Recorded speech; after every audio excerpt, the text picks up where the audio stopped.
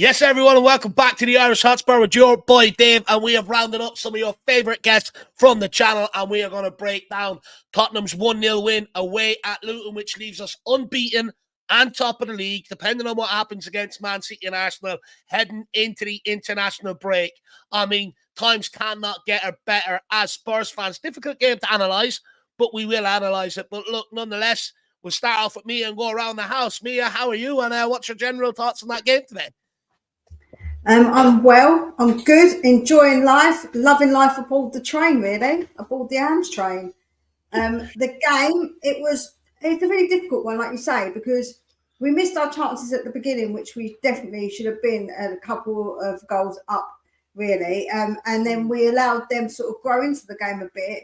And then when obviously half time come and we've had to go back again with one man down, it does make it that bit trickier. But we got there, didn't we? We got a goal. So that's all that matters. Absolutely spot on. Absolutely spot on. It's all that matters, you know. And look, we've done it the hard way. But, you know, some would say, I know a lot of people will say, lucky Tottenham again. But, you know, from our point of view, I would say mentality monsters. We've adopted that phrase. And sometimes the hard way is a good way, right? Exactly. Things the easy way. That's just boring. Champions performance. You never win anything, but you know, by it being easy, right? You have to go through adversity. You have to find and do things the hard way. So absolutely spot on. Michael, my man, how are you? What's your general thoughts on the game today? Brilliant, man. FIFA settings, 20 points after 8 games. That's what I do in the career mode when I play with Tottenham. But on a serious note, I am absolutely so happy with how we are doing so far. Yeah, a bit of luck, but I said the same thing on we are Tottenham TV. You sometimes need a bit of luck. It doesn't have to always be going against against the run of play, against the odds. Sometimes you need a bit of luck, right?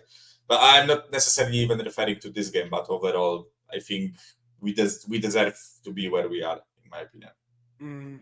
Absolutely spot on. Definitely well deserved. Well deserved. I mean, look, games last year that maybe we wouldn't have got out with a result, or in years gone by, we got out with it today. Nick, how are you keeping my man over there in New York? And you know, what's your general thoughts? You happy? Listen, I'm going to jump right into it, man. I'm not convinced. I think his heel was clipped.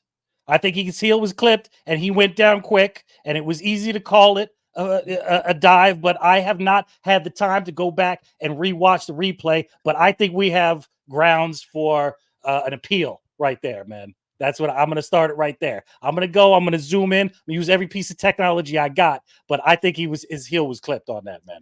So I'm just going to start it right there. Look, man, I love it. I had no conception, could not imagine that we would be in this position. You know, when this guy started, I love him and I was backing him, but I had no thought that we would be top of the league at this stage right now without a loss. And it's the without a loss part that's really the most difficult for me right now, because I should be enjoying the hell out of these matches. And I'm not until we lose a match, and I can wipe the sweat away and we can start again. But right now I'm just intense. And the last 3 games in particular, man, have been difficult to sit through with clenched rear end, through the entire time. As soon as it's over, I gotta run to the Jacks, man. Because that's how intense these games have been up until the final whistle blows, man. But now that this one's over, we got a little 2 weeks of respite, man. I'm feeling a little bit better about things, man. Do you know what? I'm enjoying having these intensity going into games again. Last year, sort of towards the end of the season, right? It's just sort of, look, roll out the games, let's see out the season. But I am enjoying having the intensity back, everything on the line again. It's nerve-wracking, it's nail-biting, but, it's definitely exhilarating and fun for sure. But look, before we dive in on that red card, and we will speak about it, we'll go over to Phil. Phil, Del Boy, how are you keeping, my man? And what's your thoughts on overall? Yeah, I'm all good. All good. Sitting pretty at the top of the league, call me bad. But listen, Nick, I hope you're seeing something that I'm not seeing, because I saw a clear dive there. But yeah, I'm hoping you can see something. Get them cameras zoomed in to something that I haven't seen. But Listen, man, I'm going to get the artificial intelligence on it. I'm going to get the boffins on it. We're going to get with the microscope, and we're going to figure out exactly what happened, man. And I'm going to big up, man, big up. But yeah, but we're playing well at the minute. Albeit today, we put ourselves in a situation where we shouldn't have been in. But we grinded out a result, and like I said in the back end, this is the type of result we wouldn't have got last season. So I'm more than happy with these 3 points. Yeah, absolutely spot on. But look, let's get into this red card debacle straight away, guys. Look, Nick doesn't believe it was a foul. He believes he was clipped, but there are quite a few people here saying, look, it was a blatant dive, and I was of that opinion as well. I thought he dived. I thought it was stupid of him. I thought it was naive of him, especially already after picking up a yellow. Look, we'll throw it up. We'll just throw it open to whoever wants to go first on it. Really, I mean, was it a red card? Was it not a red card? Was it a second yellow? Or was it not a second yellow? Should I say? Well, if it is a dive, then it's a yellow. It's a clear yellow card.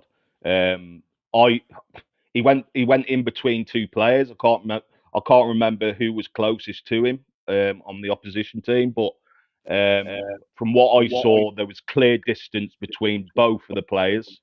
He was in between of, and he dove over the ball for no apparent. Well, there was a reason behind it. He wanted to get a free kick in a good position, but I just saw a clear dive. But I'd like to see it again because Nick's seeing something obviously that we all haven't seen. So I'd like to see it again. All right, so listen. I'm having a bit of a laugh, but seriously though, so they did show on the replay he's got two defenders very close to him. There's not a whole lot of space there, and how fast he goes down does not look like somebody who's throwing themselves to the floor to me. It looks like somebody who's had their back heel trip. Maybe it was just a little bit of a clip. But my second thing to you is, so he's not in the box. He's not trying to get a penalty. Maybe he's trying to get a free card. Is that really a yellow? Is that not a warning in the first half? If it is a dive, a clear dive, then the letter of the law says that it's a yellow card. What I will say as well is that Basuma's reaction straight after it. Yeah, he didn't say anything to the ref. Yeah, but if he says anything, he's going to get another card. No, I mean we've seen that again. I mean that's against Arsenal for speaking to the ref. Yeah. And that's one of his cards has already come from that. He can't say anything. He's got to just take it. He's already gotten the clear yellow, definitely from the first one. He can't kick up a fuss because he's going to get sent off regardless. So I'm not fully convinced. I may be the only one who watched that match that is not fully convinced. You know what? I'm a little bit delusional that way. As we all are. Mia, what do you think? You're usually the voice of reason. Joe, I will say is that I think that these cards aren't always given consistently, so I think it can be seen as quite harsh that he did get by the letter of the law. By the letter of the law, yeah, absolutely, it should be. And I've got to disagree, Nick. I feel like it was a dive. I haven't seen it as close up yet. I would love to see a slow-mo close-up of it to see, but I do think it was a dive. I'm going to be honest.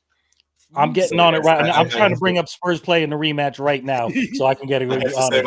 I have to say one thing.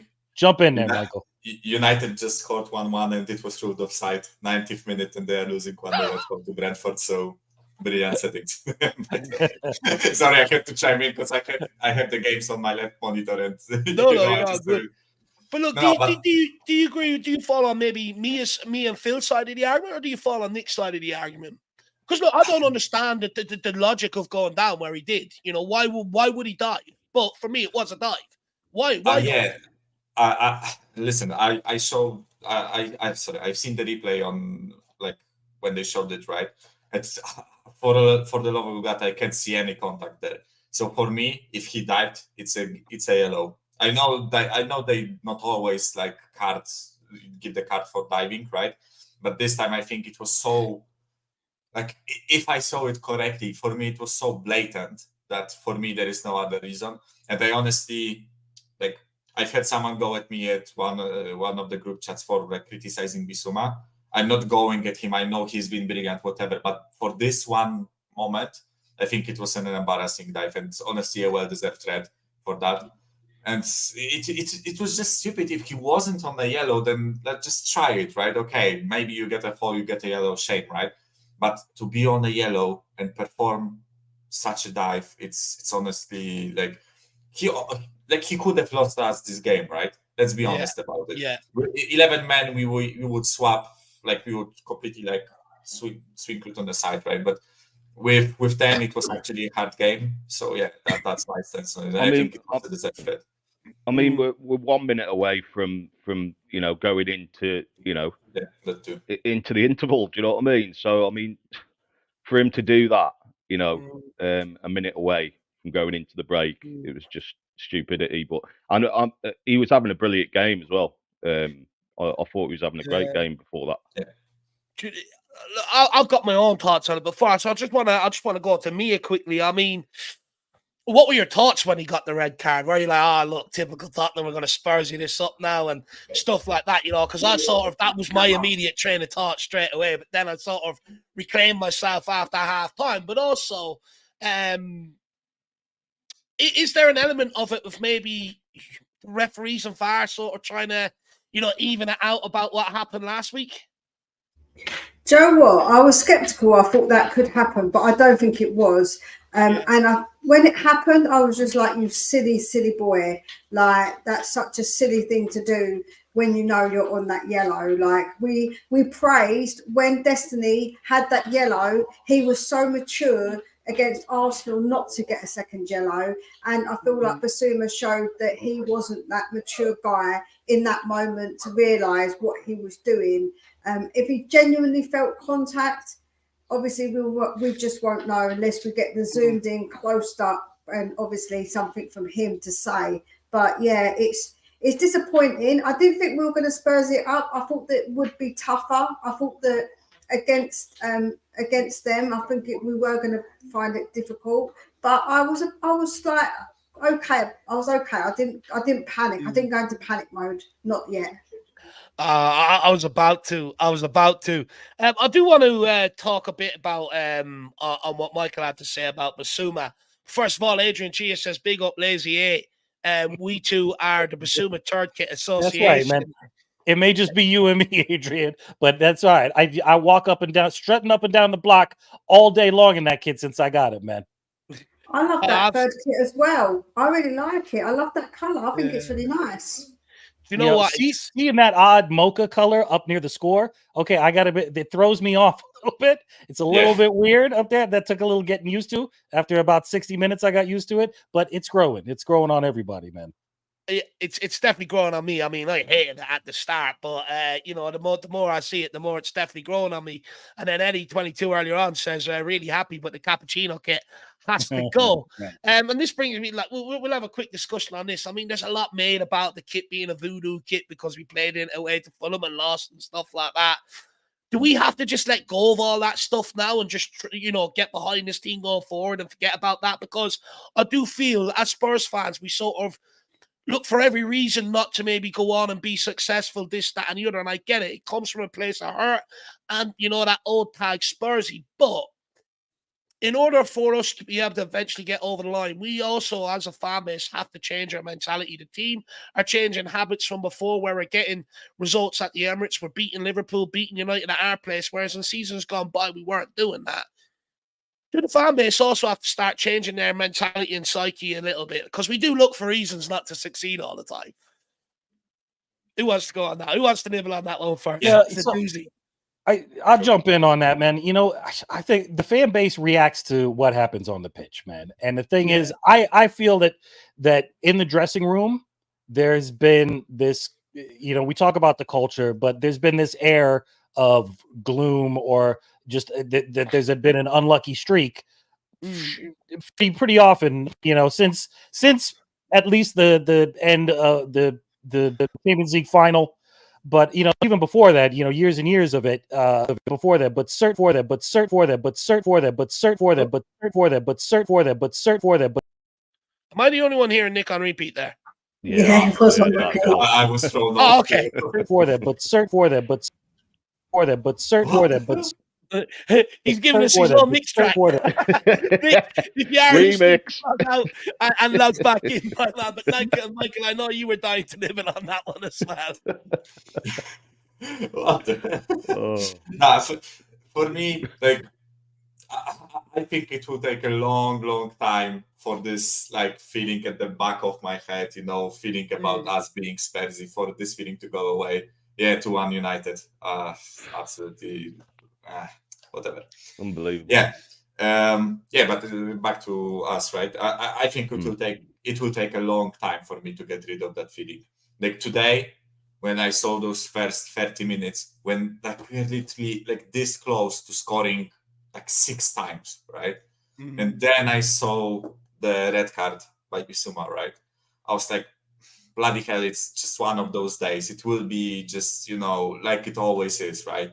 We always are on the high, and suddenly, something happens and we just go on a downward spiral, right? So, yeah, it will take more from me than just winning 1-0 at Luton with 10 men, right? And just winning with United at home, right? I think we need to prove. I'm not necessarily saying even that we need to like win against certain teams or whatever, right? It's just for me the consistency and like showing me that they actually mean business, right? Then maybe I will switch, right? But for me right now, it's 8 brilliant games that we played, but it's still only 8 games, and I want to see more. Fair enough. Nick, what were you finishing off saying before your mixtape? Before my extended dance remix kicked in? Then, I don't know. I gotta get those gremlins sorted out, man. It goes to Biggie Smalls in the house. Man. It's just I think that the fans feed off of the mentality that we can sense on the pitch, and we've been sensing. Even when we have these good starts, the best start we had in 20 years or whatever it was last year. The heads drop by December, and the fan base, keeps bringing up, well, it's the third, whatever excuse we can come up with to get around the fact that there's something inherently wrong at the club, and it's been, we can all point to the management, the administration, which has really been at the core right now, but we needed a huge shift in mentality within the squad, within the dressing room, to force it on the pitch. That's when you're going to see the Coisy moniker start to dissipate, man, and all of us. And it's happening right now, man. It's happening. The wins that we get through just pushing through not letting our heads drop. I thought it was going to happen today, man. I was convinced that it was going to happen today. But we've got some players on the pitch there just that have not been through the BS of the last 5 to 8 years. I'm talking about Madison and your Bissoumas. Bissouma, he bollocksed it up today, but there were other people in there like Pape Sarr, man, who's too young. He's too young to let it get to him right now, man. He's too happy. He's Sonny in 2015. He's the happiest guy on the pitch, man. And we're using that energy right now to get rid of the curses that have dragged us down over these years. Yeah. And plus, we've got a new breed of players who, they're knocking them down. They don't believe in the curse like maybe some of the older players. No matter what they've tried to do in them games, the way they've approached it, the way they've played it, they've always sort of ended up coming out the wrong end. So, I mean, interesting. Let's see how far we can take it. But Nick, before we move on, Adrian Chia says third kit is a kit we wore that we get to the top of the league. That's right, man. That's right. Keep telling them. Keep bringing up those facts, Adrian, because people need to know. People need to understand that it's not voodoo. It's an uplifting kit. It's something. It's so left field that it's going to bring us places, man. They can't see us. I think that's the idea behind it. That makes us invisible. I do like the away one this year, though. I'll give them that. I do like the away one. Well, we're doing a bit of John Cena. You can't see me. Right. Right. Actually, to be fair, I like all three. I think like that. I get it why some people may not like the second and the third one, but I think the colors are nice. And honestly, we've had for the past 3 or 4 seasons, one of the kits was this whole, cosmic bullshit with 10,000 different colors, right? I even had one of them, I have the away kit from last season, right? 2 seasons ago. But yeah, I just like the fact that they are plain and simple, but still like each has something unique about them, right? They're not just the colors. Like the home one has this like gray stuff that looks like gray squares or whatever, right? The third one has like stripes. You can clearly see stripes in it, right? So yeah, I like it. Yeah, I don't think they're the worst of what we've had. Along the same line of conversations with the hoodoo and letting it down. UN Husami putting in a comment here, probably not a Spurs fan. Luck evens out over the season. I don't see a whole hell of a lot of luck that went for us in this past match. Did I miss something in this last match? I said that we were hellified unlucky with a lot of the chances we missed, and we were definitely the better team on the pitch without a doubt. Even with 10 men, we stuck it out because of the skill and the application of the plan we had going forward. The luck against Liverpool, fine. I'll hold my hands up. We got lucky against the historically luckiest team in the Premier League for the past 30 years. Okay. I don't see a whole lot of luck that's happened in the other 7 matches this year. And Joe, can I just say, it's really sweet that rival fans want to come in here and they find us that intimidating. They've got to come in here and say those things. It's really cute. Bless you. Bless your little consoles. It just shows that they're worried. That's what it says to me. They're worried. I actually thought the referee had a good game. I thought I don't think there was any decisions he got wrong, to be honest with you. The only unlucky part for us really was Luton did have a lot of chances. The lucky part about it, they did have a lot of chances, and it could have gone the other way. But that's down to us. That's down to us going down to 10 men when we shouldn't have been. If I can chime in, right? This is go on. I was saying also that's down to having a really good keeper as well, because he made some great saves. So obviously having the better keeper, that isn't luck. We chose to have that keeper, so that's not really lucky. Yeah, but for me, like it's all woulda, coulda, shoulda, right? I think because everyone will say, listen, Luton had all those chances. You were lucky you didn't concede, right? But Luton was also lucky that we didn't put like 3 chances in the first 5 minutes that we had, right? So for me, saying that someone is lucky or unlucky because someone didn't score a goal, right? For me, luck is only when, I don't know, you just shoot the ball like Fulham did today. Someone shot the ball, it bounced off of the bar into the keeper and into the goal, right? That's luck. Luck is what we had with Liverpool. I would consider that we are lucky against Liverpool in terms of like the decisions going our way, right? But listen, if you want to give Luton 2 goals, then give us our 3, right? And it's 4-2. Just the different scoreline. I think overall, on the balance of play, we were definitely the much better team. Even with 10 men, I actually think that we weren't really faced by their attacks, in my opinion. So yeah, it's like, I agree with that. Look, for me, I just think the saying is true. In sports, you earn your luck, right? You keep doing the right things and playing the right way. Things will fall to you. So I think that's where we're at more this season, that we're earning our own luck. Now, look, we will go into the match. Of course, these the match stats for everyone. We Luton had 12 shots. We had 15. They had 2 on target. We had 4. Possession-wise, we had 67% to their 33, so we absolutely smashed that, considering we're down to 10 men. So just that's a hue, and I wouldn't say that's luck, would you? I think you need to go to Specsavers.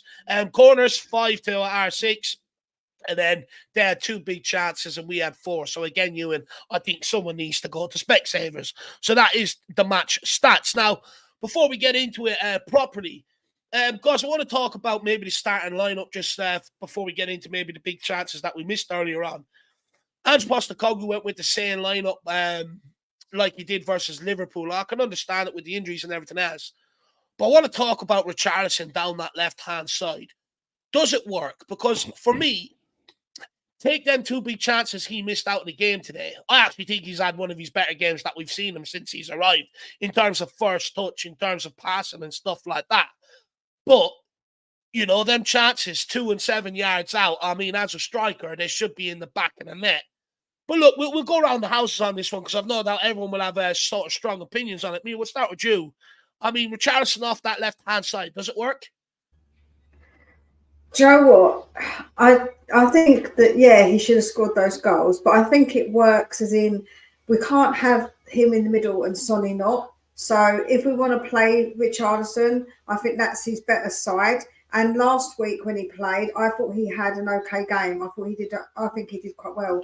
So I think that he was maybe a little bit off it today, maybe a bit unlucky, and that does happen. So I don't know. I feel like that it's the better place for him because we're not going to play him down the middle. So I just think if we want him to play, if Ange thinks he should play or wants him to play, then that's the only place really at the moment that he is going to get a chance to play unless he's brought on. But we haven't got any wingers at the minute. So needs a must right now, I guess, with the fact that we need someone down that side. Yeah. Is there an element, though, an argument to say that, look, Son's used to that left-hand side, put him out there, put Richarlison down the middle, and we'd create more? No, because Sonny's just, I think Sonny now down the middle is doing so well. He's scoring the goals that I just think we need Sonny down that middle because he is more clinical. So I would not change it about and put Sonny back in on the left. Absolutely not. Fair enough. Michael, where are you at with that Richarlison down the left-hand side? Do you agree with me? Do you disagree? And, I do get what Mia's saying. Of course, Son is more clinical down that left-hand side. And look, he's scoring goals this season. I just think we might be a bit more creative if we did move Son temporarily to the left-hand side through this. But what's your thoughts on it? Oh, you're on mute. Sorry. Yeah. So in a game like this, against a low blocking team with tall, strong defenders where there is not much space, I actually think maybe Son would be better on the left and Richarlison through the middle, right? And listen, overall, I think it's better to have Son through the middle. And when our left wingers come back, I think Richarlison should be dropped. Yeah, he will be. Yeah. Like when Johnson or Solomon come back, I think them two should be playing on the left wing. They are more natural there, in my opinion. But on this game, right, I get that he actually didn't have such a bad game, right? And I don't think he was substituted because of the misses. I think it was tactical decisions to solidify the midfield, right? But from a guy playing in a forward line, you are either creating or scoring goals. That's your job for me, right? Or working your bollocks off, right? Like Kulusevski did, right? And honestly, like Kulusevski created the chances that Richarlison missed, right? So you can argue that Kulusevski was robbed today of assists, right? But nevertheless, I think you have to be, you just have to be prolific. I can't have a winger who misses chances like he did today, right? Again, it's nothing personal against Richarlison. I wish he performed good. I truly wish that everyone does, right? It's not that we hate him and we don't want him to do well, right? But at a certain point, you actually have to criticize his performance, and whether he was good with passing or not, right?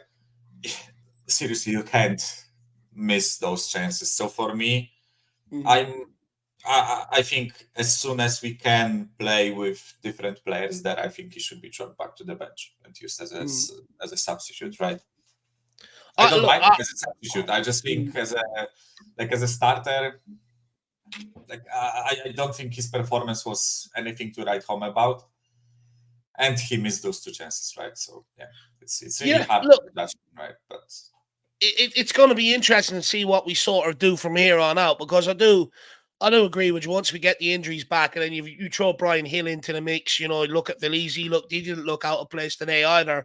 And Nick, I suppose it begs a question going forward then, where is Richarlison's place in this team then? Because, you've got so much competition on the wide spots.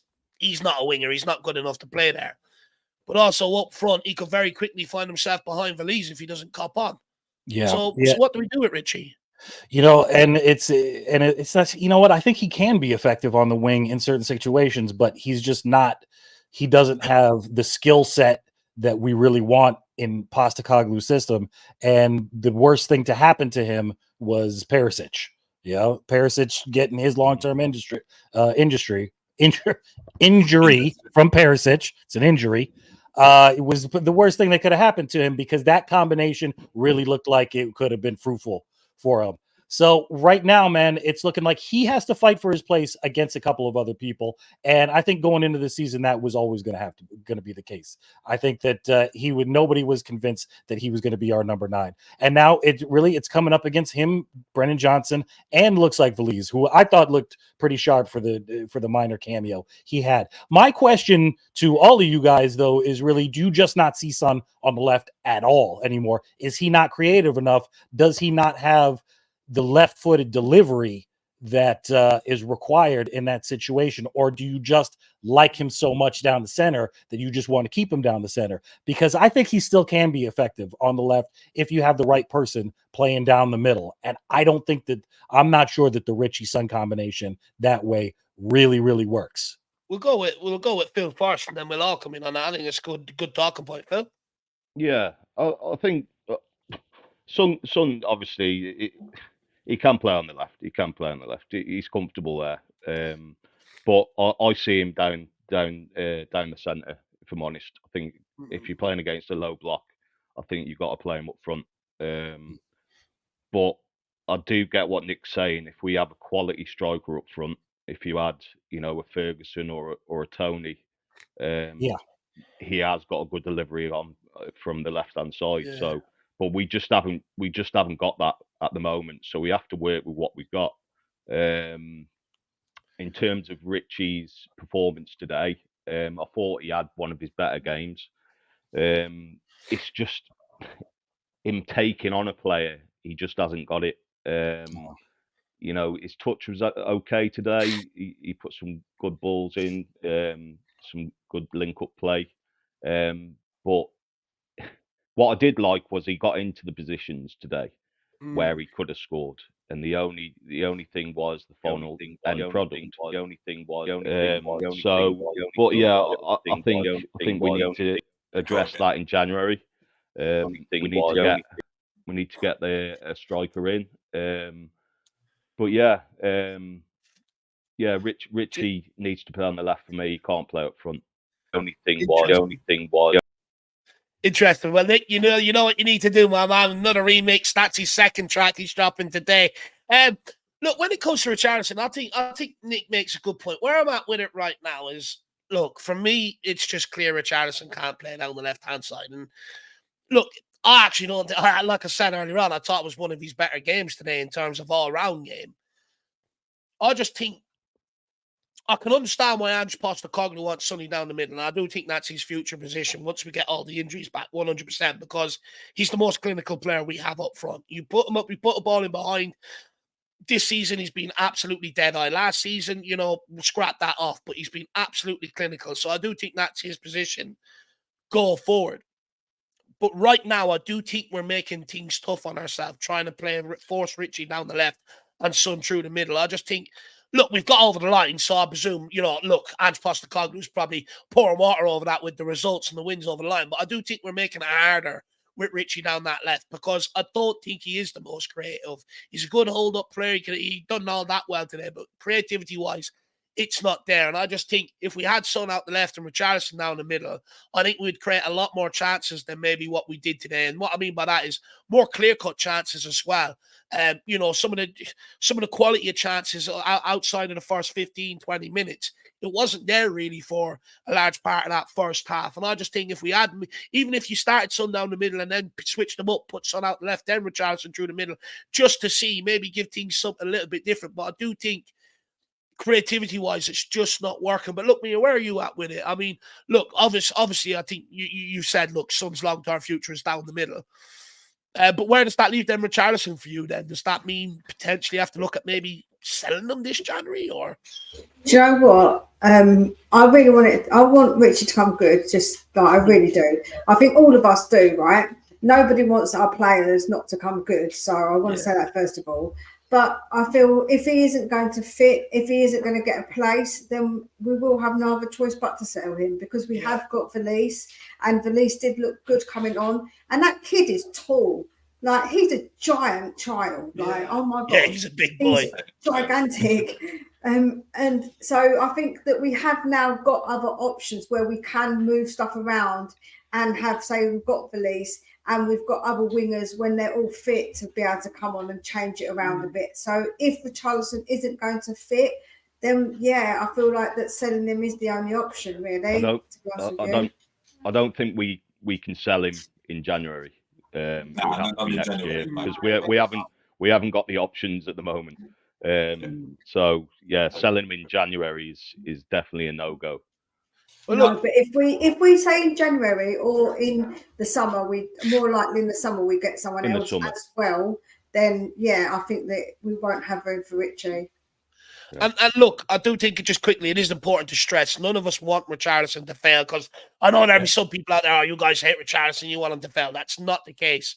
We're just looking at it. Look, it's not working. I mean, even Richarlison's biggest fan, Jack, is saying that. So, you know, but Michael, then let's maybe pivot the conversation a little. You can of course come in off the back of that as well. But I mean, what does Richarlison have to do now between now and the summer then in order to change his Tottenham career and maybe stay beyond this summer transfer window?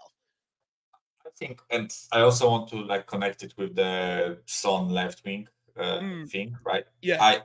I think with like to play Son on the left, in my opinion, you have to have a guy in the middle that can perform as that false nine role, like Kane did, right? So which means dropping deep, spraying passes to left and right, but more of a like through ball passes instead of just knocking it to the sideline and letting the winger do all the work. Because I actually don't think that Son like has the capability of dribbling past defenders as he used to, right? I don't think that's.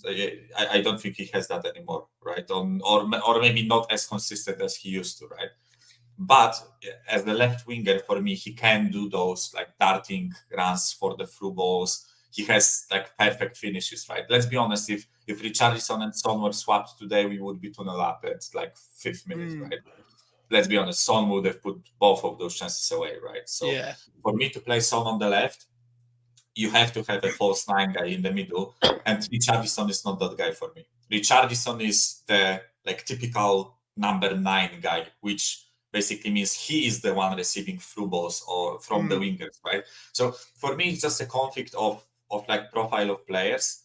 If we had like wingers like Perisic, for example, who is better at dribbling and going through his defender and knocking the cross in, then for me, Richarlison makes more sense in the middle, right? But the other way around, with Son in the middle, Richarlison on the left, it just doesn't suit for me. So I kind of feel bad for Richarlison because like I have to like caveat it with he's so short on confidence. You can just look at him and it's just like it's sometimes painful. Would you agree, Michael? He's just sort of hoping out of relief that the ball hits the back of the net, right, and it's affecting maybe his finishing. Yeah, I think like whenever he gets a chance, he just like that doesn't have that like calmness about him. Sometimes I feel like he just tries too hard, basically, right? He just tries too hard, and when you try too hard, it doesn't work out, right? You have to have more composure in that finishing. So it's really tough for me because honestly, I don't see him nailing a place down in that front three. Because as I said, I don't think he can work as a 9 because Perisic won't play for us, right? We know that he won't be playing for us ever again, right? And he cannot nail that left winger because we have left wingers that work better with Son as a number 9. Yeah. Right. So it's just a really like tough situation for him. So I actually like I hope I'm wrong, but if it is the way I just like made it out to be, I think he should be sold in the summer for his own good, right? For the sake of his own career. I think he can definitely nail a place in a different team where he will be the focal point, the focal number 9, receiving the balls from the wingers. I think he will actually do way better at it than he's doing right now with us. Yeah. I think there is. Sorry, Dave. I think there is an option because when the Højbjerg come on, Maddison played off the left, so I think he has played that position before for Leicester, and he can put balls in from that position and interlink with Son from that area. So I think that is an option as well for Ange going forward if needs be. Yeah, but it's more of an option for like one game where you need to change something, right? But I don't think we don't want to change the system to facilitate Richarlison playing week in, week out. Right? And what I I don't meant think is in game, yeah. really. That's what I meant.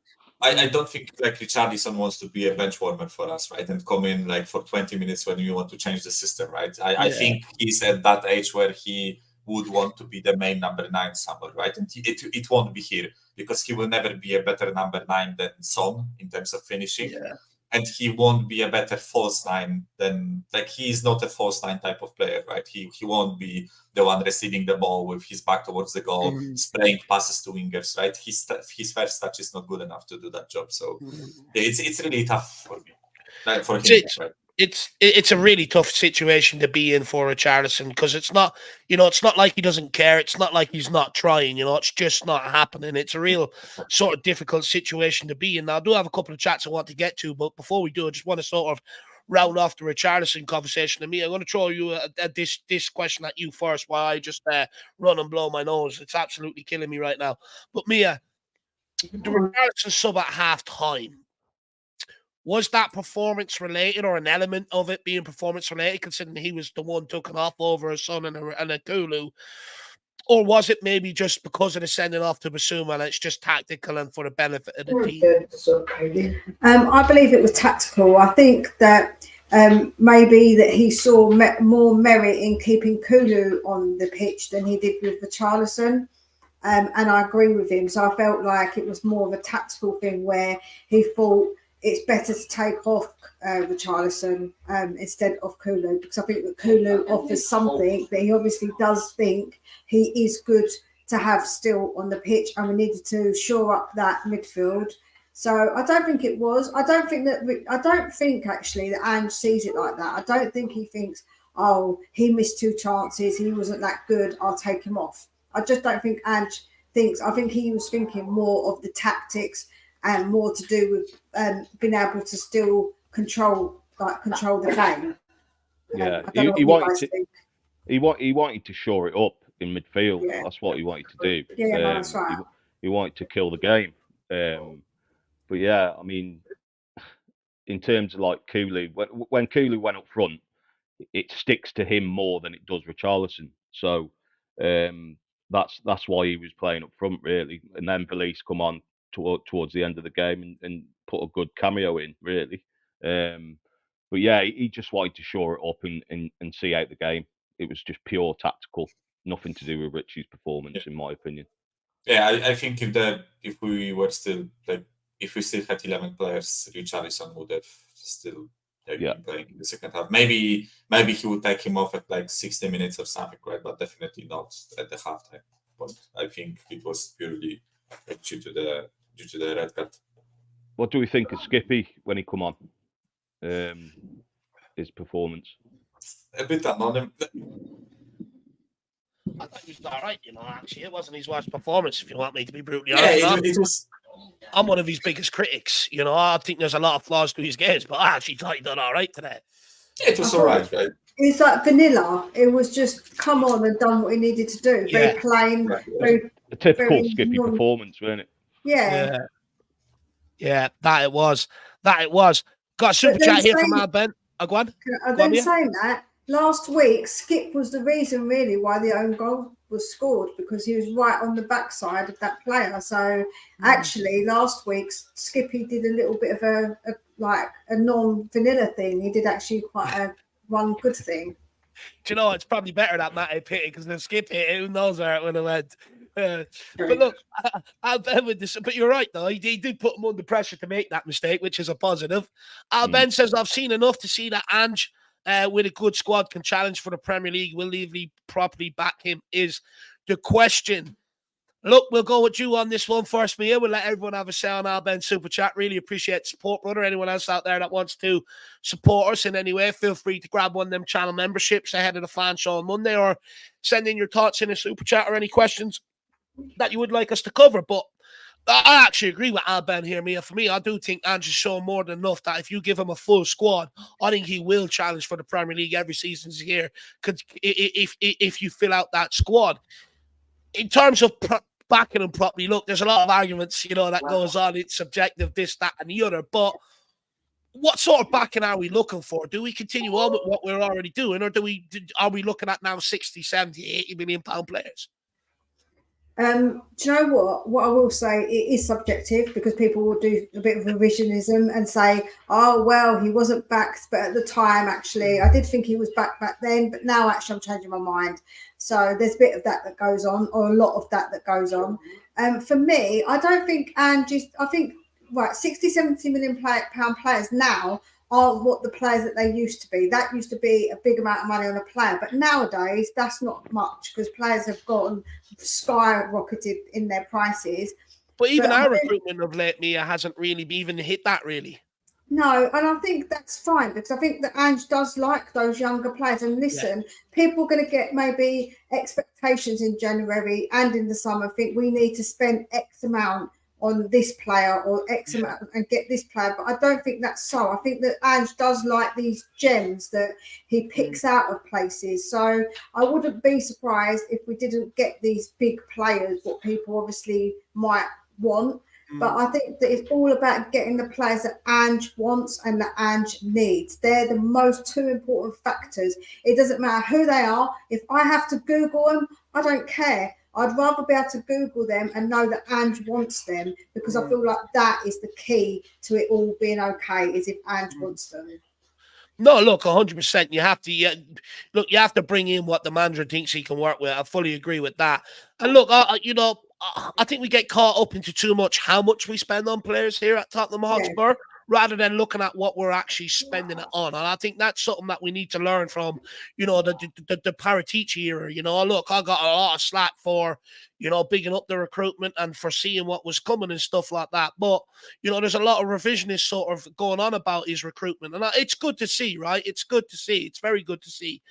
But I think the lessons learned from that is we should be more looking at what we're spending on rather than how much we spend, because we've proven that it's you can get players at the right prices. You just got to do the hard yards. You got to do the scouting, the work into their background, and have the right people in place, the right the right talent scouts and stuff like that. So, look, we for already me, know that.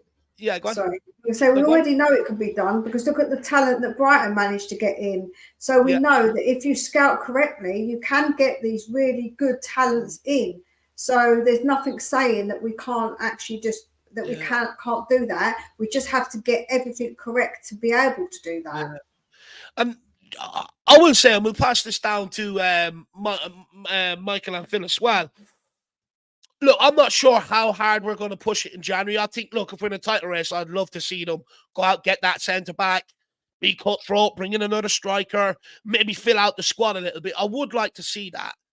However, we have to remember there's a lot of contracts up over the next 2 years. And I think this summer is where you'll probably see the proper finalised squad going into next season, I think. Because a lot of the players' contracts are up over the next 2 years. The players that aren't really in the starting 11 at the minute. So that will free up a lot of space for us. So I do think we're probably more looking at this summer. But, I mean, look, Phil, we'll go to you. Where are you at on this? I'm not putting us in a title challenge at the moment. Why? If this was Arsenal, any other team like Liverpool, everybody would be talking they're in a title race. Spurs fans done it with Arsenal last year when they're in this boat. Yeah, but we're not really experienced in that case, really. Going for a title, we've done that once in recent times, but we're not experienced at having a title challenge. But what I will say is, I didn't expect us to be in this position at this moment in time in the season, and that's a credit to Ange and the players. But it all. At the end of the day, I'm taking it as a game by game basis. That's all I'm doing as a fan myself. But you've just been hurt too many years gone by, Phil. That's all that problem is. No, I'm just cautious with it, Dave. That's all it is. I'm just cautious. I get it. But I'm,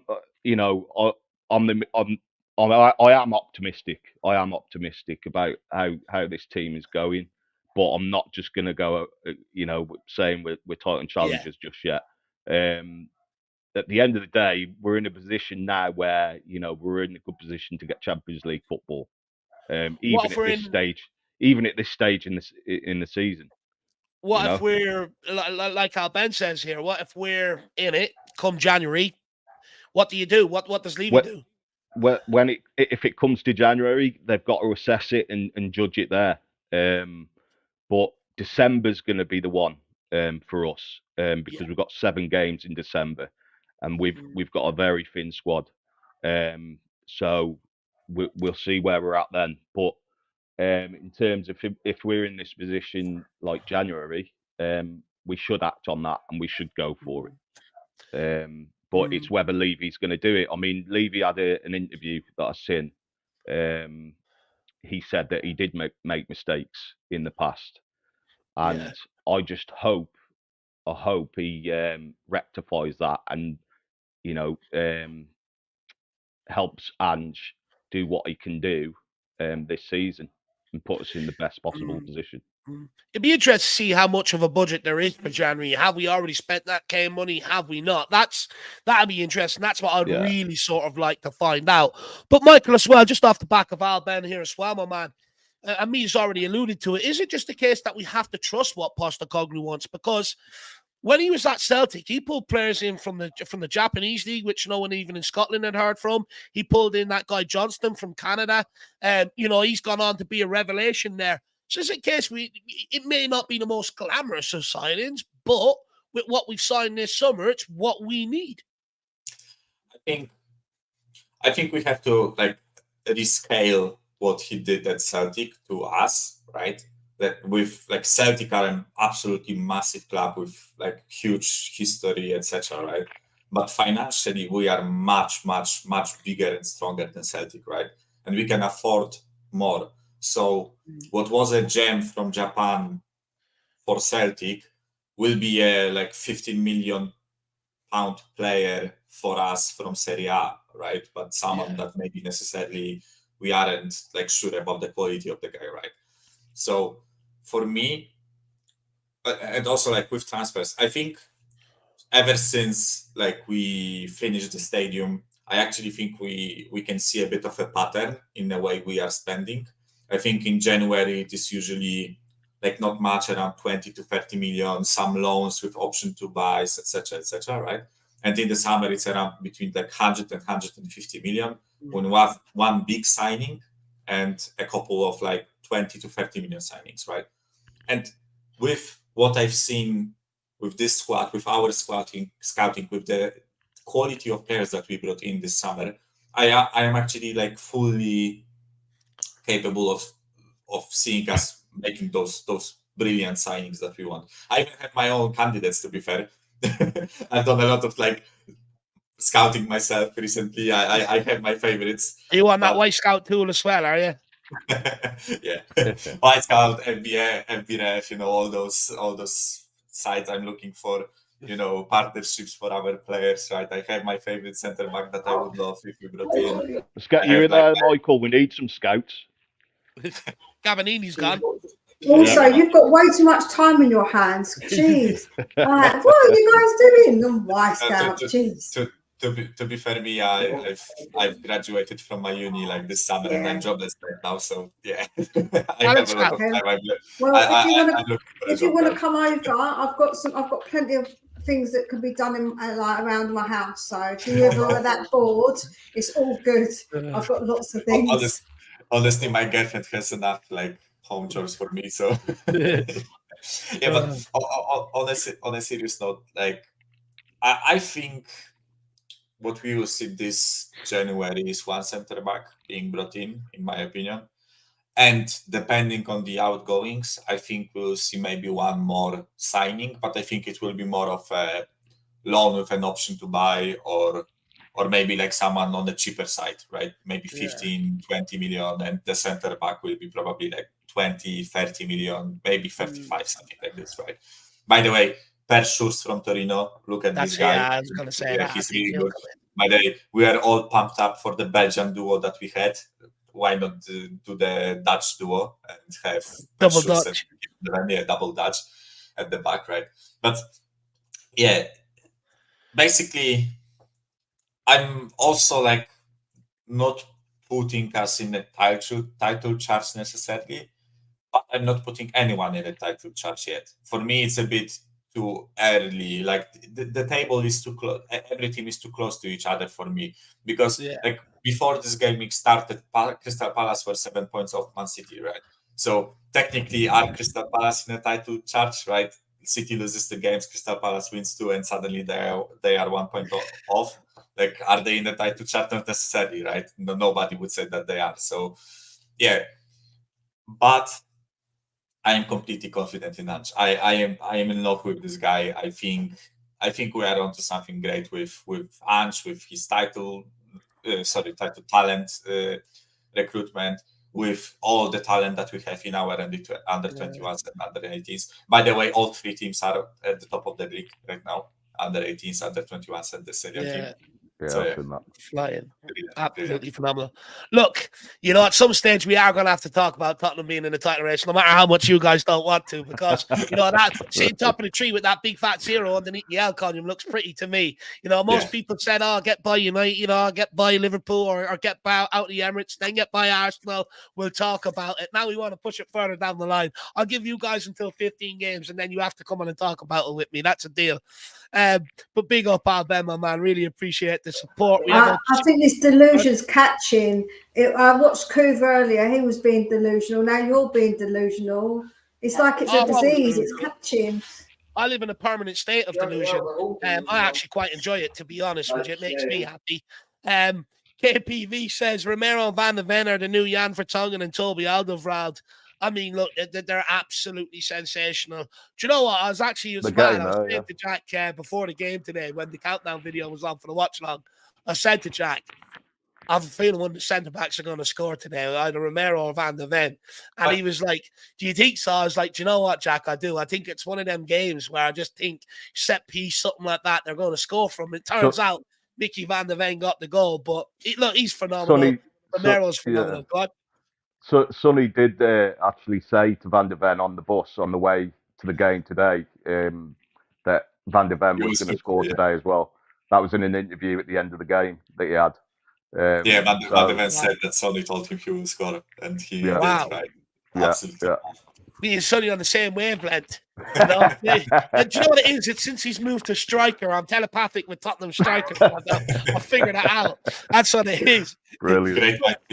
Great minds speak Look, alike, right? I do want to get your thoughts on Romero and Van de Ven's partnership, guys, because and ladies, sorry, because when it comes to it, when we've all seen that interview of Mickey Van de Ven driving around, right?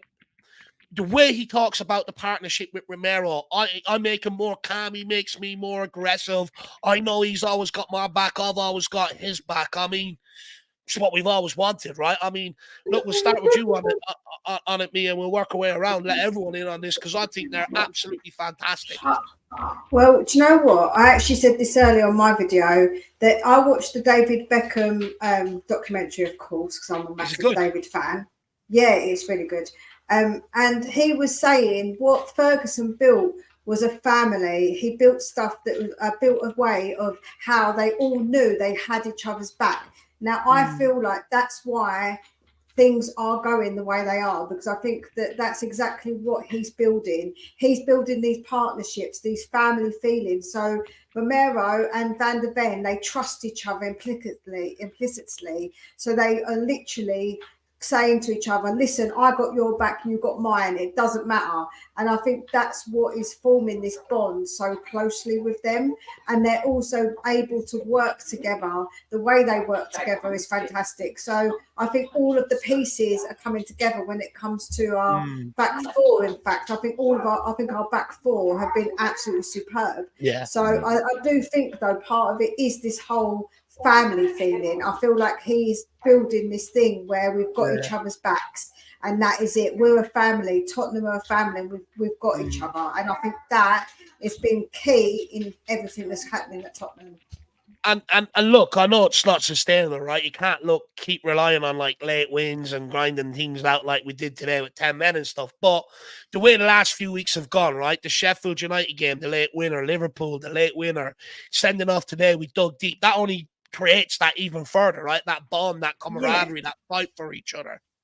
Yeah, no, of course. It just, and like the fact that they don't give up, they don't just get their heads down. There's no pointing of fingers anymore, saying it's your fault, it's your fault. When Romero had that own goal, straight away, Big Vic gave him a big hug. Yeah. You know, it's that kind of thing. It's not pointing fingers, getting angry at each other. So it's just building that up more and more each game. Everything that happens to us, it's just making us unite more and be stronger together. And I feel like that has just been really important. I think you're absolutely spot on. And look, we'll transition this down to you, Phil. I mean, the signings that we've made, you know, and you can even throw Porro in there because we made that last January, right across that back line, the goalkeeper. Is that the difference from the reason why we are maybe grinding some of these games out, or that result today, right? You know, is that back line, it's something that we haven't really been able to rely on, same as the goalkeeper with Lloris, haven't really been able to rely on him over the last couple of years. Is that solely one of the reasons why we got out of there with that result today?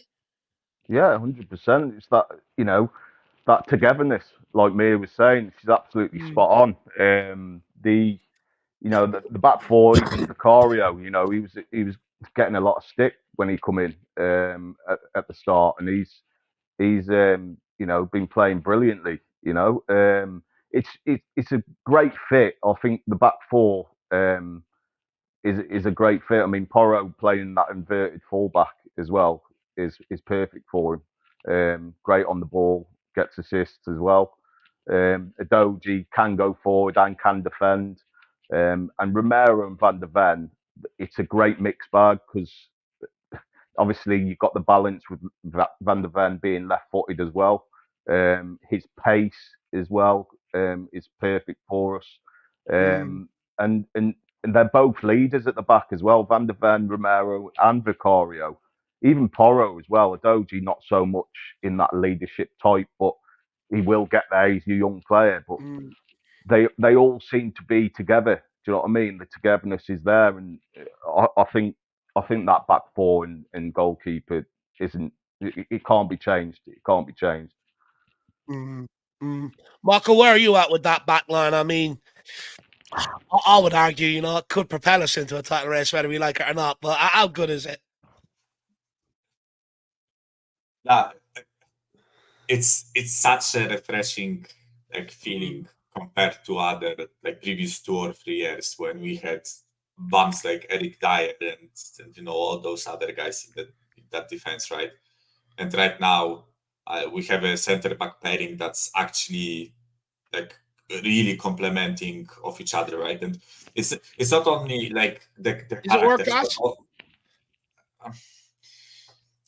I'm a bit against saying world class generally, not only when it comes to our players, but I think people tend to throw this world class thing way too easily. I think world class is when you are literally one of the best in the world, right? Dave's prodding you, Michael. He's prodding you. He's trying to get you to say it, man. I know what he's doing, but he knows I like to keep it in the middle, not on the sides, right? So, but it's just so refreshing. Romero and Van der Ven, they are not only well complementing each other well in terms of character, but also their skills. I feel like one of them is actually Van der Ven is actually quite solid in the air.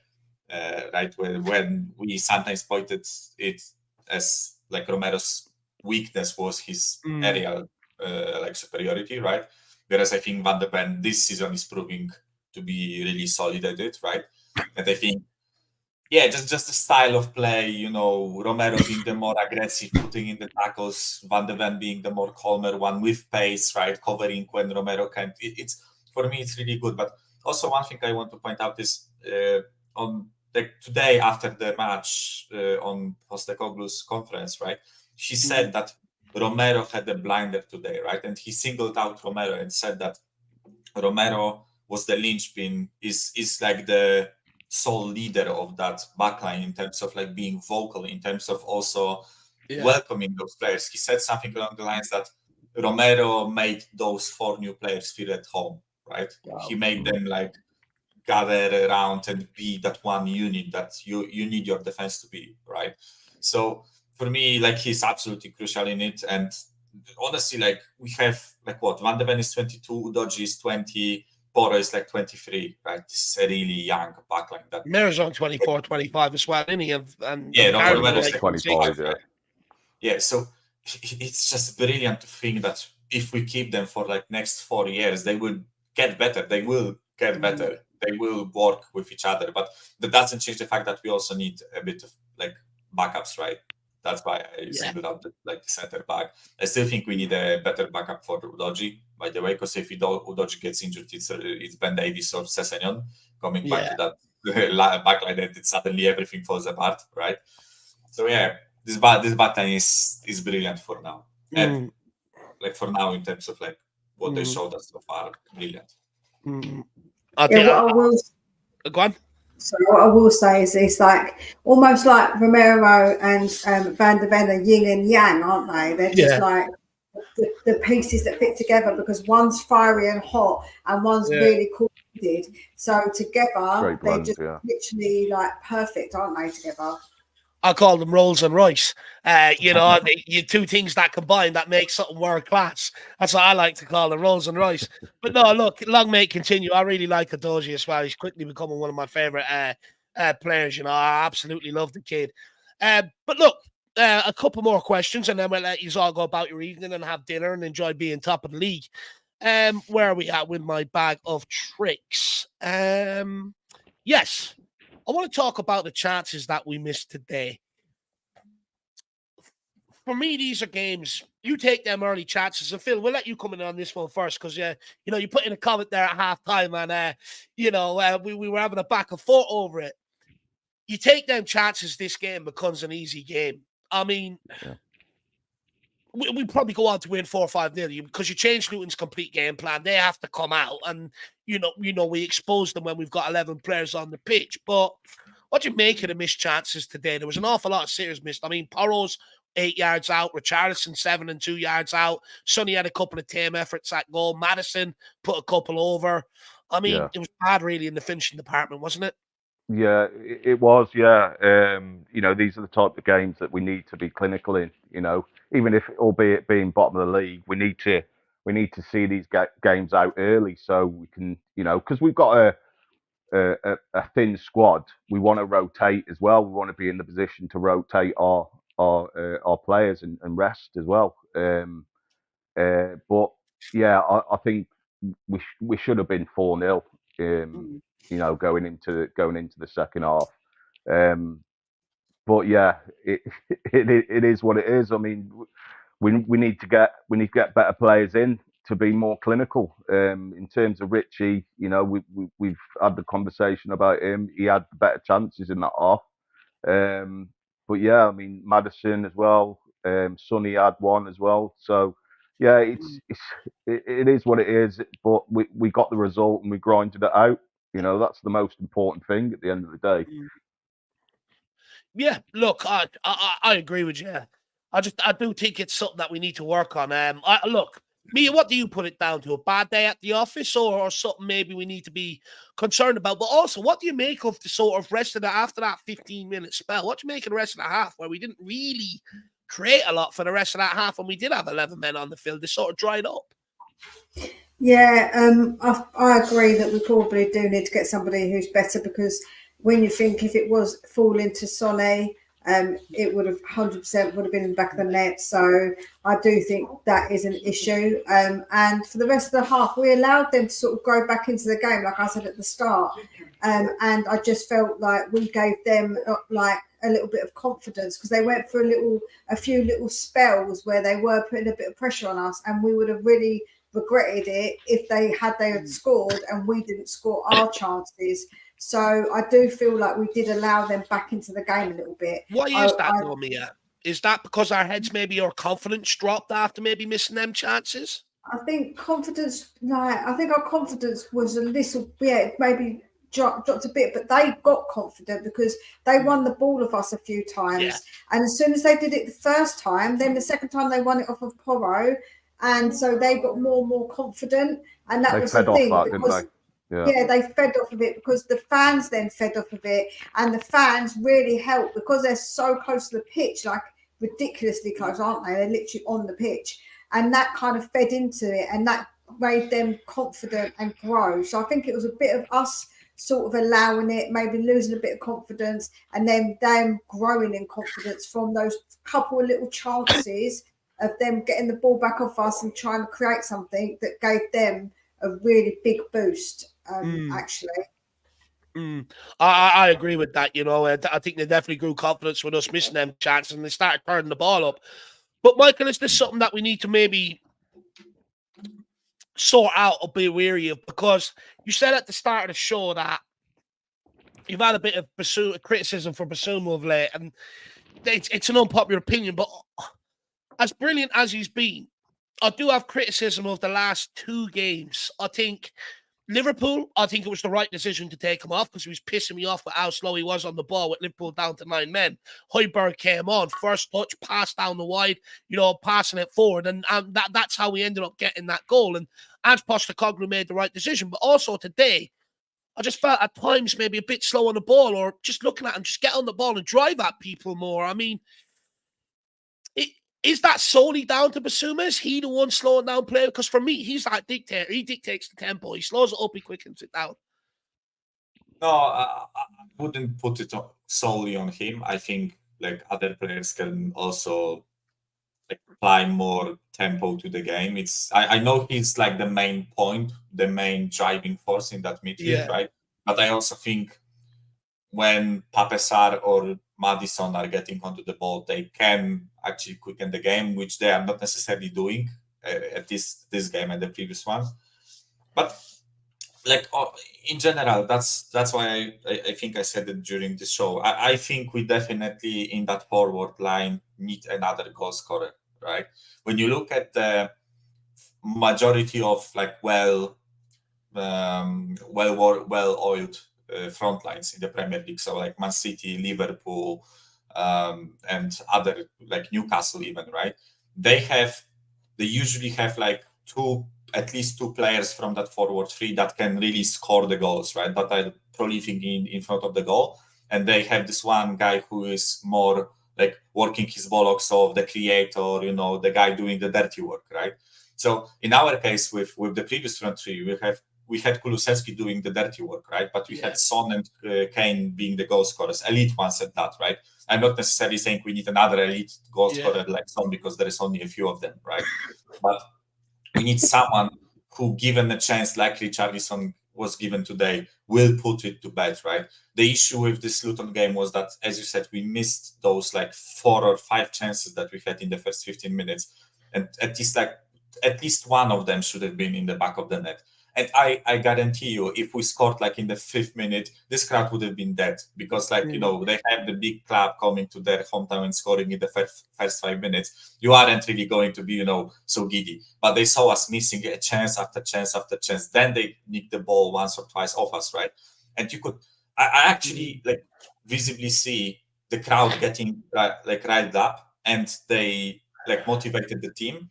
And look at in the second half, as soon as we scored, the crowd went back down, right? Yeah. And Luton didn't really have like much drive in that game. And especially the longer the game went, like from 80th minute onwards, they were completely like silent. Some people were going out, right? And you could just see this Luton team not being capable of hurting us, right? So I think when you play teams like that, like Luton with, you know, hardcore, diehard fan base, really close to the pitch, you have to shut them down quickly.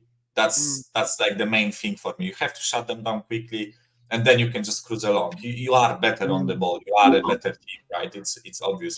So if you shut them down quickly, then you can like tread along. Even if it was 1-0, and we just, you know, controlled the game, cruised around, finished the game 1-0. It's a much different look than us, you know, missing all those chances, then getting a man sent off, and it just gave them hope. Right, that was the issue. Yeah, Joe, I said that in my preview, though. I said if we score early, we boss the game. I said if the longer they hold on, the harder it's going to be because they're going to then know and they're going to make it really, really difficult. So to roll that back, if anybody wants to, I do stick to my guns on what I say because I did say that when I previewed the game. You drain the energy out of them early, don't you? You know, you know, with them sort of teams, they're going to feed off, missed chances and whatnot. In terms of later on in the game, they're going to throw balls into the box. They're going to make it difficult for you, and that's exactly what it was. What it was like towards the end of the game. And And even being it at 1-0, it was always going to be like that, until we got a second goal. But and you it even is what heard it the is. crowd when we were missing those chances going, "Way," taking Yeah. the mick, and that obviously again gears up the players on they're And gearing it up does. the team. Yeah, and it affects the players. On our team, it will affect the players. It'll get in their heads, and you could see that towards the end of the game. Yeah. 100%. Look, there's a small bit, a long way to go, to maybe, instill a bit more of that mentality. We got that windmill mentality. We're on the right path, but in games like this, I think we just need to maybe develop that rootless mentality next. Maybe that's the last thing. Maybe we need to develop. But look, we'll go around the houses. I want to find out, everyone, what sort of, do you think we were lucky today, or is it well earned? And what's your biggest takeaway from today's game? And we'll get your man the match as well. Just quickly, actually, of course, I'm forgetting? Of course, the breakthrough eventually came in the second half. Kulu, short corner, quick thinking into Madison. He done exactly what he done to Saka. Down that byline, pulled it back. Mickey Van der Ven, great finish. Anyone want to have a say on that? You go, Mia. Yeah, Ladies first. Okay, ladies first. Sorry, go on. I thought it was really smart, quick thinking from the boys to do a short corner, because we had a call. That was our third corner, so we did 2 corners just whipping it in, and that didn't work. So it was really good, quick thinking from the lads to do that short corner. Obviously, Madison doing these little tricks that he does, managing to get past the player and getting it into Mickey, who was obviously told by Sonny that he would score, and so the prophecy was so. So yeah, it was brilliant. I'm so glad for Mickey as well. It's lovely to see him get on the score sheet, getting all the praises, getting all the taps on the heads at the end of the game, and that I just love to see it from a young player who's just come in as well. That we're already singing his name and he's getting a lot of love from everybody. So yeah, I'm really, really pleased for Mickey that he got on the score sheet. I wanted to give him a big kiss. I really did. Michael, what was your thoughts on it, my lad? Yeah, I think that's what you saw there with our goal was the difference in quality, in my opinion, between one team and the other, right? And I say it with respect to Luton, right? Because they've been on an unbelievable journey, but you can see the difference in quality, and short corner by Kulu. I'm actually really glad they did the short corner, because as Mia said, it was our third one, and the previous 2 were nowhere near anything dangerous. And I think it was our 5th corner overall in that game, and the previous 4 were all lobbed into the penalty box, and they were just heading those away. So I think it was a really good decision to take a short corner. Madison, someone said it on a different show. I knew that he was good. I didn't know he's this good with the ball at his feet and dribbling, right? To do what he did with such limited space that he had there was absolutely brilliant. Also, really good finish by Mickey Van der Ven to open his body up and just slot it with his left. Many players would have just lashed at it with their weaker foot, Van der Ven's weaker foot is right. So many players would just lash at it with their right foot and probably overshoot it or knock it into the defender or whatever. I don't think he had. I don't think he had time to even have a touch. He made the right decision to hit it early and catch the keeper out, and he made the right decision there to do that. Definitely open his body up, just slotted it easily. Brilliant finish, considering he's a centre back too, right? And overall. That's basically what I alluded to earlier, right? You scored a goal, you kill the crowd, then you cruise along, right?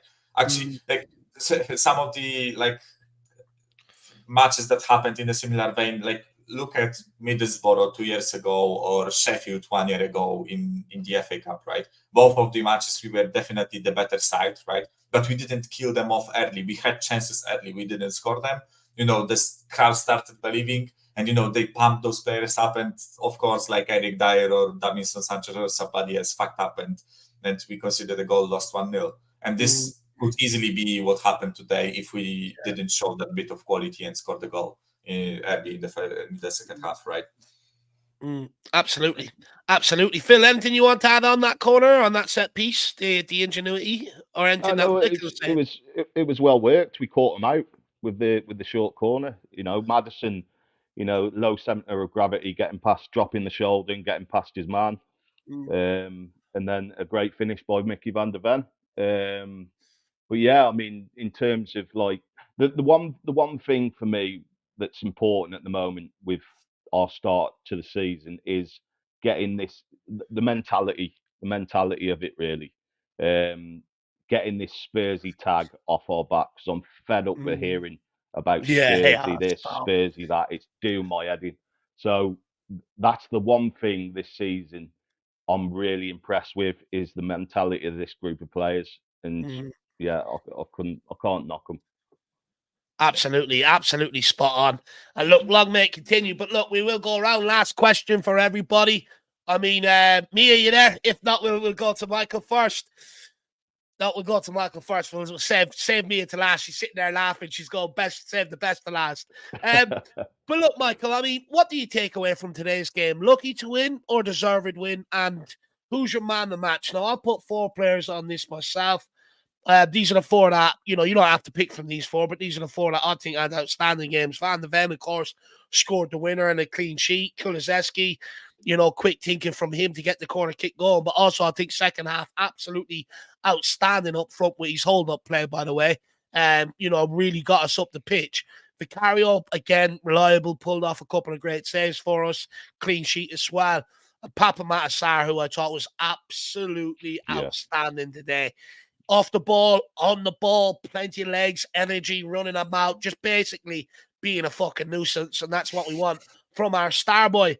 So, Michael, take it away, my man. Lucky or deserved, and who's your man of the match? For me, definitely deserved. The same way I said it, like at the beginning, I don't think we were lucky with, like, Luton missed their chances. It's not our fault. It's not luck. They just weren't good enough to finish their chances. Just like we weren't good enough to finish our chances in the first half, right? If you want to give 2 goals to Luton, give 4 to us, right? We had plenty of chances that were better than theirs. So that's my point on the whole lucky thing, right? And in terms of man of the match, I will give it to Van der Ven because, like, he was outstanding today yet again. Another performance in a row where he's absolutely, like, brilliant in terms of, like, his defending, but also he added today with the goal, which is so I'm so happy to see him score the first goal. And but all those players that you listed there and Romero, for me, deserve huge like applause for their performance. I think they all did their role today brilliantly, and they carried us today to the win, right? If it wasn't Son and Maddison assisted, right? But if it wasn't Son, then it was someone else. That's brilliant, right? I still think this team needs a lot of work, and they still need to learn a lot. But to see them top of the league after 8 matches is absolutely magnificent for me. It's great to see. Absolutely great to see. Look, we do have work to do. We're not the finished article. Hopefully we can keep papering over the cracks for a little bit longer. Yeah. Phil, my man. Again, look, King Huddle says not lucky at all, just a product of good mentality and better quality. And who's your man of the match? Yeah, I mean, that comment there says it all, really. Well worded as well, by the way. Yeah, it was, yeah. I thought we were fully in control of the match in large parts of the game. Going down to 10 men did affect us a little bit, but that was our own doing. But yeah, fully deserved the win. And my man of the match is Mickey van der Ven. There's a few standouts. Sarr had a brilliant game, I thought. Like you said, Dave, and I think Romero at the back with Mickey van der Ven is such a good partnership at the moment. Yeah. And yeah, but Mickey van der Ven for me. Interesting. So that's 2 for Mickey van der Ven. Me, I do have your link in the channel. We'll let you plug your channel before we end off.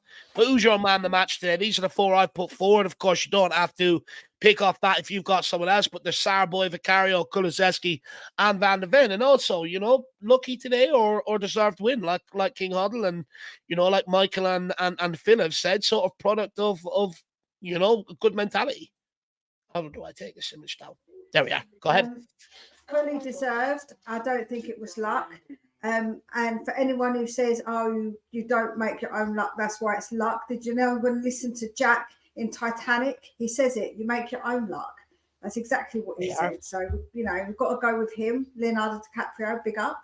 I think that for me it wasn't luck. I think when other teams go down to 10 men and win, they're told that they really did well. Managed to get a win out from having 10 men. When Tottenham do it, it's just little old Tottenham, lucky Tottenham. So I'm not going to have any of that from any other anybody. Good. So absolutely not. It wasn't luck. And also, FYI, there was 10 men against Fulham, what Arsenal had, and they couldn't even beat them. So there we go. My man of the match would probably be, I'm going to go full house for Van de Ven. I thought Mickey was brilliant today. He's just way above his years in his maturity as well with the game. His ability to read the game is brilliant. And when he gets back, he's absolutely fantastic. He's just a brilliant player. And he got his goal today, which I'm really, really pleased. But I'm going to give a little shout out to Pavamata Superstar, because I thought he was everywhere today, and he did. I know he gave the ball away, like I said, a couple of times. So did everybody, but I think overall, Sarr had a really, really good game. Sometimes he just goes about his business quietly, Sarr, and doesn't get noticed as much. But actually, when you watch him, he's brilliant, and he's just here, there, and everywhere, getting back the ball, with his long legs. Making some really good tackles and stuff, and then driving forward as well. He does like to drive forward, Pavamata Sarr too. So he gets a little shout out from me, because I do love Pavamata Sarr. I think he's a really good player and earns his spot in the team. Absolutely, he's going to be unbelievable. He's only 20 years of age. It's absolutely unbelievable. He's just a baby, baby. He's absolutely quality. But Mia, where can people find you? What's going on over there? You can find me over at Spurs Between the Lines. I'll be doing daily videos, just any kind of news and updates on anything Tottenham related. I do reviews. I do instant match reactions. I cover Ange Postecoglou press conferences. So I give lots of content for you all to consume. So if you can go over and give me a subscribe, I would really appreciate it. Get over there, check it out. I'll make it as easy as possible as I can for you. Simply click on the link in the chat, brings you over. Just press that subscribe button. Job done. Get over there and get it done. Me is an absolute brilliant contributor to this channel and everything we do here. So make sure you get over and check that out. Although I do have a ball to pick with her. No video for the predictions yesterday, but we'll let her in with it this week, I suppose. I was dealing with a sick child. My child was sick. Enough. So, not good. And that sick child's not me, by the way, even though I am sick and I am a child. and I treat him like a child as well. I say to him, you've got to look after yourself. Why are you taking this? You need to take this. So I'm just the mum of everyone, really. I like to be the mumsy one. Absolutely. Well, look, guys, we're going to end it there. I want to say a massive thank you to Mia, to Michael, and to Phil for coming on today, giving up there. Saturday, which is rare. We get an early finish on a Saturday with games. So fair play to these guys and Nick as well, by the way. He bowed out. He didn't want to drop any more mixtapes for us. He was done after 2. But big up, Nick. And every one of you, again, that, out there tuning in, that have given up your Saturday to listen to us. Absolutely unbelievable. Really do appreciate it. Everyone, my head is banging. I'm off to bed. See y'all. See you. Take care of yourself, David. Well, we got Twit Reacts coming your way tomorrow and stuff like that. So stay tuned for that. And I'll see you Monday. As always, come on, you Spurs. In the mighty Andrew trust. We never stop. We are top of the league, so we are top of the league. Top of the league. We are top of the league, so we are top of the league. Oh, feels good to say that. Feels great. Everywhere we go.